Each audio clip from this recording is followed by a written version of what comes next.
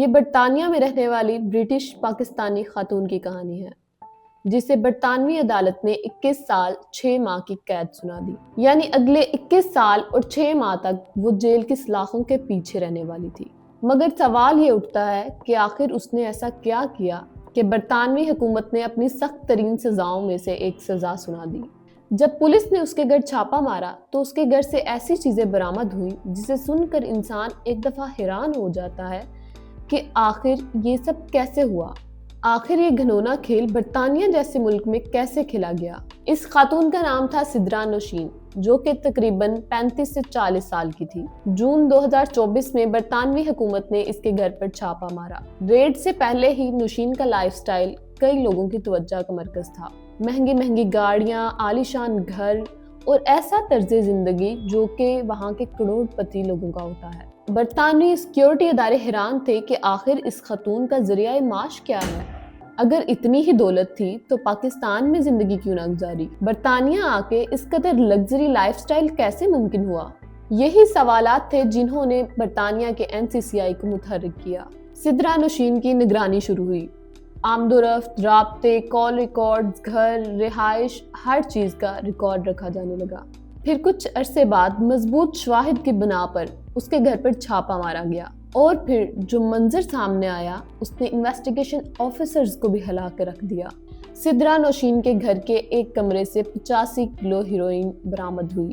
جی ہاں، 85 کلو ہیروئن، جس کی مالیت 8.5 ملین پاؤنڈ، جو کہ پاکستانی کرنسی میں کروڑوں روپے بنتی ہے۔ افسران کے مطابق اگر یہ منشیات مارکیٹ میں پہنچ جاتی تو نہ جانے کتنے گھر برباد ہوتے، نہ جانے کتنی نسلیں تباہ ہو جاتی۔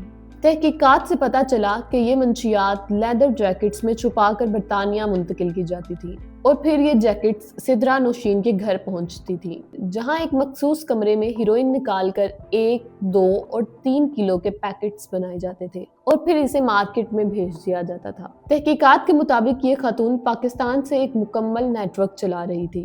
ایئرپورٹس پر رشوت، ملکوں کے درمیان سہولت کار اور اندرونی ایجنٹس، سب اس گھنونے کھیل میں ملوث تھے۔ ابتدائی گرفتاری کے بعد سدرا نوشین نے ضمانت حاصل کر لی، لیکن نیشنل کرائم ایجنسی NCCI نے مزید شواہد اکٹھے کیے۔ اس کی ضمانت منسوخ کر دی گئی اور اسے دوبارہ گرفتار کر لیا گیا، اور یہ کیس مضبوط سے مضبوط تر ہوتا گیا۔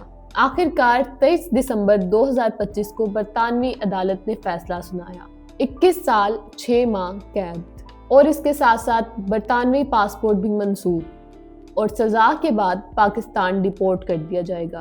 قانون کے مطابق ملزم کو اپنی سزا کا ایک حصہ برطانیہ اور باقی حصہ اپنے ملک میں کاٹنا پڑتا ہے۔ مزید یہ کہ سدرا نوشین کے گھر والوں کو بھی تفتیش میں شامل کیا جا رہا ہے، کیونکہ ان پر بھی الزام ہے کہ سب کچھ جانتے ہوئے بھی پردے میں کیوں رکھا۔ یہاں سوال صرف سدرا نوشین کا نہیں، سوال ہے یہ منشیات پاکستان سے کیسے نکلی، ایئرپورٹس نے کیوں نہیں روکی، برطانیہ میں کیسے داخل ہو گئی، اور وہ کون سا نیٹ ورک ہے جو آج بھی خاموشی سے کام کر رہا ہے۔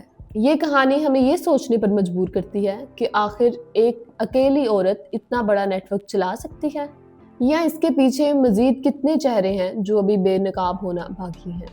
آپ بھی کمنٹس میں اپنی رائے ضرور دیجیے گا۔ ہمیں اجازت دیں، اللہ حافظ۔